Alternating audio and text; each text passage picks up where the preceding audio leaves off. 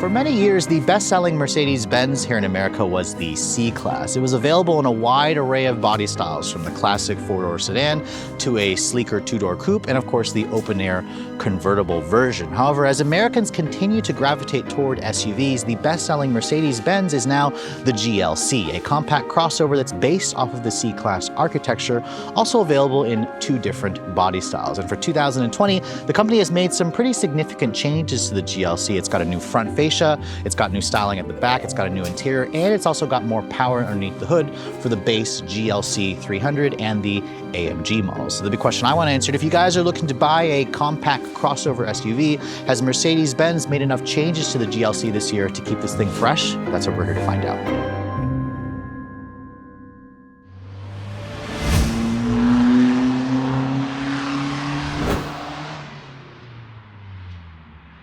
So Mercedes-Benz is well known for their luxury, but they're also well known for having great engines in their lineup. So for 2020, the GLC actually gets some updates underneath the hood. This one specifically is the 300. It's the base engine, and it got about 15 more horsepower this year. It's still a 2-liter turbocharged direct injection 4-cylinder that now makes 255 horsepower and 273 pound-feet of torque. That is more horsepower and torque versus the closest competitor, the BMW X4. So the Mercedes now has the bragging rights. It all goes out through a 9-speed Mercedes-Benz sourced automatic transmission. That's one more gear versus the BMW. And the company says you should now get to 60 in around 6.2 seconds. So for a base engine, this is pretty good numbers. Now, if you guys want more power, there are basically 3 different flavors of the AMG version. There's the AMG 43, which now offers up to 385 horsepower from a 3-liter twin-turbo V6. And then, of course, there's 2 different flavors of the 63. The base 63 and the S. Remember, this is the coupe model, so it only comes, or it's the only one available as the S, which offers up to 469 or 503 horsepower. So this is one of the most powerful compact SUVs that you can buy. So bravo to Mercedes, of course, with their AMG models. Now, of course, this 300 model is the one that most people buy. It's rated to get good gas mileage, 21 in the city, 28 on the highway. Premium gas, of course, is required. And the coupe version comes standard with the company's 4MATIC all-wheel drive. Surprisingly, this thing will still tow a maximum of 3,500 pounds, so still relatively capable in terms of doing SUV things. And as this one sits, it's about 100 pounds heavier than the regular GLC. It weighs just over 4,000 pounds. Now, once you shut the hood and look at the styling changes for 2020, you can see there are pretty extensive overhauls this year, which actually I think make the GLC much better looking crossover versus the pre-refreshed models. You can see this coupe model that I'm showing you basically has the AMG body styling. So it has the AMG night package here. So it adds a black accented grille with this kind of bullet mesh insert in the grille, the gigantic 3-pointed star, which houses the radar sensor for the adaptive cruise control and the pre-collision assist. Honestly, the star is huge. I think Mercedes-Benz could probably make it a little bit smaller. It's a little bit excessive. You can also get that star to illuminate if you'd like for $500 to let everybody know that you drive a big Benz. Looking at the LED headlights here, LED headlights are now finally standard. The pre-refresh model actually had those cheap looking halogens and you had to pay extra for LEDs.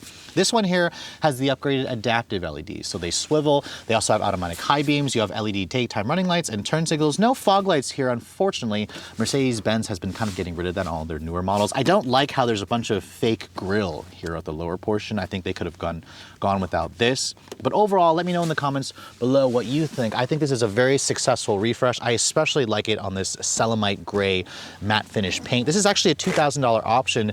Please be sure you don't take this through a car wash because this will get scratches. You are only supposed to hand wash this thing. But for $2,000, it's actually not as expensive as I thought it would be. Most manufacturers charge over 10 grand for something like this. Now, looking at the rest of the profile, you can see this one here, being the coupe model, has a slanted out or a sloping rear roof line to give this thing a more aggressive look to it. I actually don't really like the way these coupes look. BMW started this trend first. Mercedes has offered the coupe version of the GLC since 2017, and in terms of length, it still rides on the same 113-inch long wheelbase. It's still 183 inches long. So they didn't actually make this thing longer versus the regular GLC, but they did make it a little bit wider and a little bit lower, of course, to give it a more coupe-like look. My particular one here is supposed to have 20-inch wheels, but as you can see, they look very small. That's because it's the middle of December here in DC, and Mercedes delivered me this car with some 18-inch winter tires. These are Pirelli winter tires on a smaller wheel, which is nice, but it definitely doesn't look good with the body of this vehicle.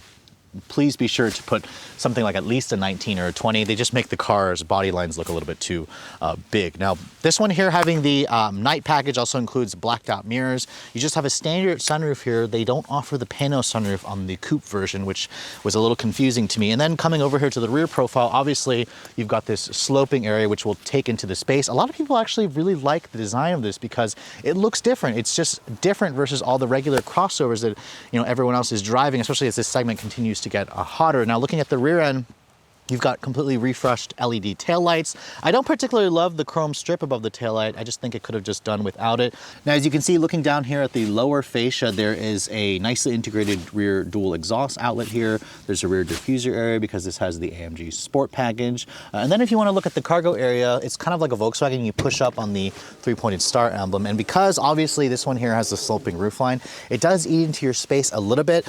With the second row seats up, you're going to get around 17.5 cubic feet of space. That's a reduction of 2 cubic feet over the regular one.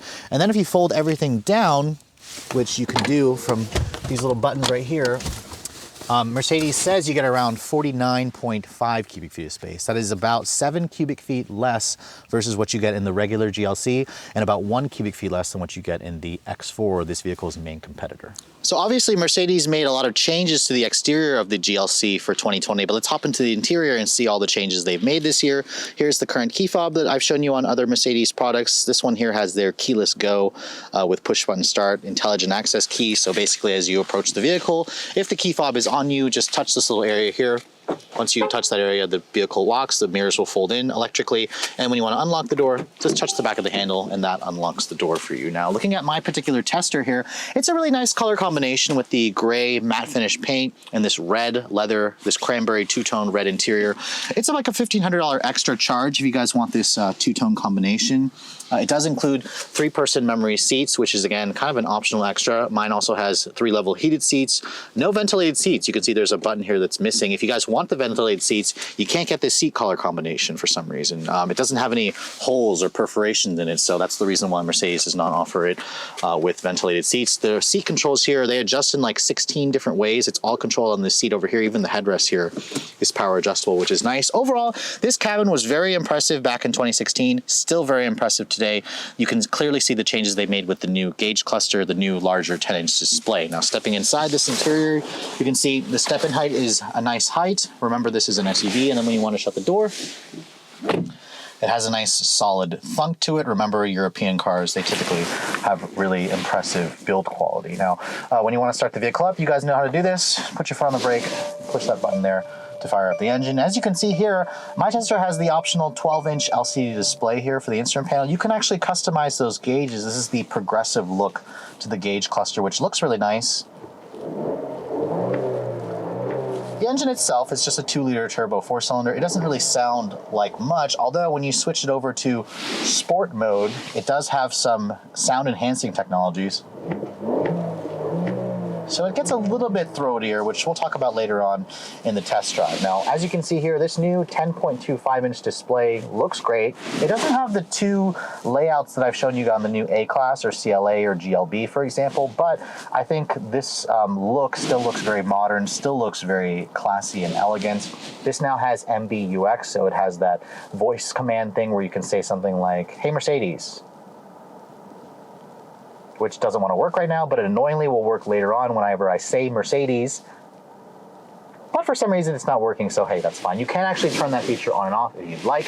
The rest of this interior, as you can see, there's the MBTEX stitching here on this upper portion of the dash, which is nice. You have real aluminum. You have this dark ash gray wood, which also looks fantastic. You can also change this out to carbon fiber. I like the dash vents here, the 3 vents across the center stack, which look really high quality. They also feel really expensive whenever you're just adjusting the vents. You have your dual zone climate control here. You have actual separate hard buttons here to control this screen, which, by the way, this screen is a touch screen, which is nice. But it also is controlled via the touchpad on the steering wheel here. So if you use the touchpad on this wheel, you can basically cycle to what you want. And you can also use the little pad here on this portion. So there's multiple ways and the voice command. So there's 4 different ways you can interact with this screen. I think it's a little excessive. Most people, I imagine, will probably just use the touch aspect, or I found myself using this. I never used this really because it's just not as intuitive to use while you're driving. Coming over to the door panels, there's also the same stitching here for the MB Techs. The windows have these really expensive high quality window switches which are trimmed in metal. They're also one touch for all 4. This down here is even soft touch plastic. So even though this is more of the baser end of the Mercedes lineup, it still offers a good amount of luxury and technology and features. My tester also has a heads-up display for $1,000 extra. It is very bright. It's customizable. Basically makes this thing feel even more high-tech when you put the vehicle into reverse. This one also has a parking tech package that includes a full 360 top-down view. When you put it in drive, you can see it'll even show you what's on the front camera. One of the best cameras in the business, makes driving this thing, parking it very nice, which is good when you back up because the view out of the back is not very good with the 2-door or with the coupe version. It's not really a 2-door. Looking at the rest of this center stack, you can see it does include Apple CarPlay and Android Auto, but annoyingly, it doesn't actually allow you to take up the entire screen here. The smaller displays here have a slightly smaller screen, which I wish allowed you to take up the entire display, but annoyingly, you have to get the bigger 12-inch displays to kind of get that feature. This Apple CarPlay here is basically grafted in when you guys install the USB-C port. There's no regular USB-Cs in this car. You have to get a USB-C dongle, which I had to go out and buy. There is a wireless charging pad over here, which is an extra $250. Cup holders over here. This is all, of course, well hidden if you guys want to put if you want to close this lid. Over here you can see there's your volume knob over here, which is nice. You have your traditional buttons here for your stability control off, your camera system, your auto start stop, parking sensors. This controls your drive mode selector, of course, which has 5 different drive modes you can choose from and an individual mode, which we'll go into later on in the test drive. Open this up and you can see there's 2 more USB ports, a good amount of storage as well. This is a nice and padded area right here, and then the seats are very comfortable. When you open up the glove compartment here, you can see it's actually a pretty big size. It's damped and it's lined with felt. So that's very nice. And then above me, just a standard size sunroof. Mercedes does not offer a pano sunroof, which is a little bit annoying because they do offer it on the regular GLC. But overall, they've definitely made some nice improvements to the cabin for this vehicle. I think it's one of the nicest cabins in the business. Really great tech. But this is basically what you expect from Mercedes. The Burmester sound system, also on my tester, sounds great. And this is not, the outrageous $6,000 Burmester system. Mercedes only charges you a bargain $850 for it, which, by the way, there she comes right there. As soon as I say Mercedes, she'll pop up and say, "How may I help you?" You can turn that off if you guys don't want that thing to constantly annoy you. Now, getting into the back seat of the GLC Coupe, you guys are probably wondering, how has the headroom been compromised because they slanted that roofline? Now, getting back here, Mercedes actually says they've only reduced the headroom by 0.2 inches versus the standard model. Now, once I get back here, I actually do find that I have good amount of space, but I'm only 5'7". I did have to crane my neck a little bit to get in here because of the sloping roofline, but I think they've actually carved out a good amount of space. I think there's a reason why they don't offer the pano sunroof on the Coupe, because it would eat into the headroom space a little bit more. But the rest of the back seat here, you can see, has the same legroom as the standard GLC. You have around 37.5 inches of legroom. That's about 2 inches more than what you get in the X4. So this has a bigger back seat versus the X4. You can see in terms of features, you've got rear seat air vents, you've got heated back seats back here, then you have your own set of climate controls, which is nice. 2 map pockets. There's a hump here that does impede on the center passenger. So the center passenger doesn't really have as much space, but the 2 outboard seats are pretty nice. Fold this down, you can see there's a nice armrest here with some storage, and then you have 2 cup holders. So overall, the back seat is pretty usable for mostly just 2 people. If you want to squeeze 3 in here, it's a little bit of a pinch. So surprisingly, I actually haven't shown you guys a review of just the regular GLC300. I've shown you guys the 43 and the 63, and I actually haven't driven the coupe version of this platform yet. Coupe is, of course, a relative term, but because this is supposedly the sportier version, I'm going to expect this one drives a little bit sportier. So I have it in Sport Plus mode right now. This one has about 15 more horsepower than the previous generation. Let's put our foot down here.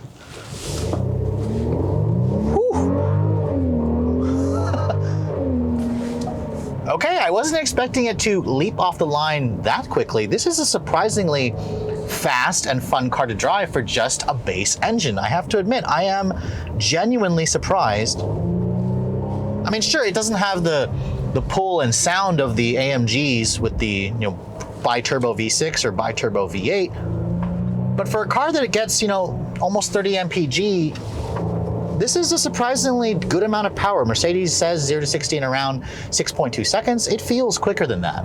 Because the 9-speed auto in this car is so snappy, it feels like it gets off the line really quick, and you should be able to break the 6-second mark. So I think for a base engine, this is very impressive.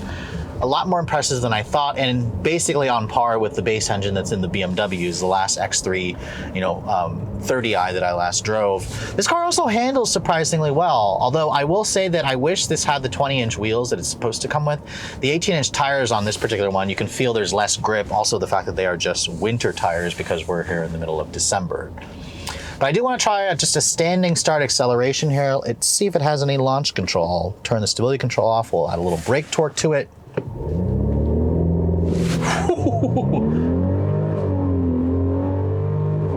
Ooh. I mean, that is very impressive. It doesn't sound all that great. I mean, you can hear in Sport Plus that it's kind of amplifying the noise a little bit. I'll switch over to Comfort. And there's a little bit less of a growl here, which is fine because I think that the augmented noise is a little bit too much for me. I don't particularly love it. In Comfort, you can also feel the suspension gets a little bit softer. It's got adjustable dampers. The steering gets a little bit lighter. So obviously on these curvier roads, I'm gonna want it in Sport Plus. And this is where the GLC surprises you. I mean, obviously this is an SUV. It sits up higher, which is strange to be hustling something like this on the corners. But Mercedes is no longer the, you know, model that's all about comfort. I mean, they still very much are comfort, but they've also added some sportiness to this car, which really is going to be appreciated for the enthusiasts, you know, looking to have a little bit of fun. I mean, obviously the enthusiast is going to pick the SUV or the AMG models more, but if you can't afford the AMG versions, obviously the base engine will get it out of its own way really nicely. I mean, I'm genuinely having fun driving this car. And only 255 horsepower. I mean, this punches above its numbers easily. And you know what? In Sport Plus, it has a decent growl. I just think that, you know, with the 43 model available, it's twin turbo V6. It would be hard to not go for it, but if you never drive it, that's the problem is I've driven it. If you've never driven the V6 bi-turbo, this will have plenty of power for you. Now, in terms of everything else, visibility out of the front is good. The view out of the back's not the best. This car has the driver assistance stuff, so it has the full speed range adaptive cruise control. It'll actually lane change or change lanes for you automatically whenever you signal left or right on the interstate. Mercedes and Tesla are the only vehicles that actually do that for you. And as you can see, the keeps coming up and talking every time I'm saying the brand name, so I just need to stop saying that and say Benz instead. The steering in this car also has some nice heft to it. It is definitely numb though. You can just feel it adds some weight to it when you start switching the drive modes here. The seats also hold you in place nicely. So these are the upgraded seats and they actually have some nice bolstering to it, but they also are comfortable and supportive.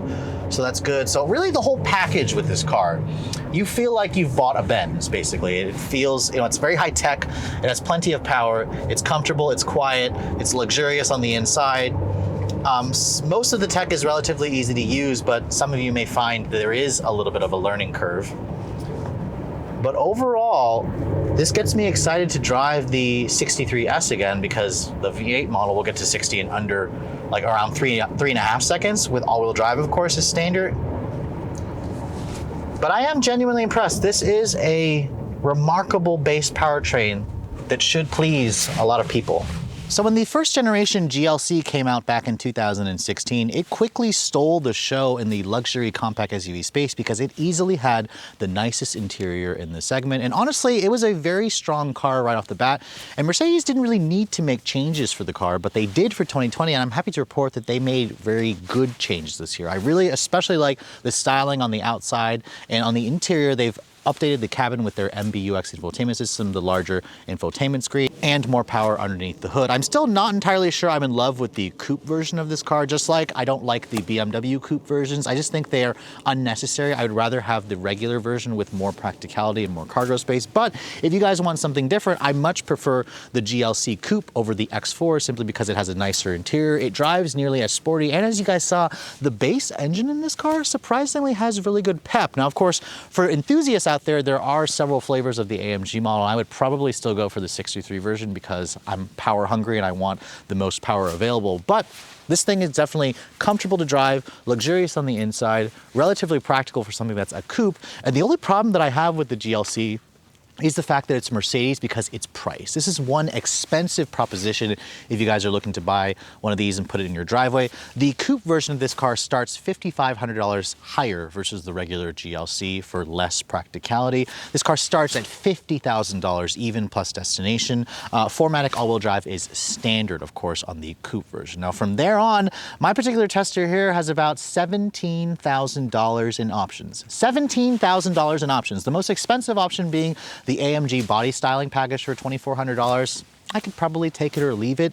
The Dolomite or the Selenite gray matte finish paint is also $2,000. The problem with Mercedes-Benz is the fact that there's a lot of a la carte options in here. The Burmester audio, the heated front seats, the heated rear seats, the heated steering wheel, the heads-up display.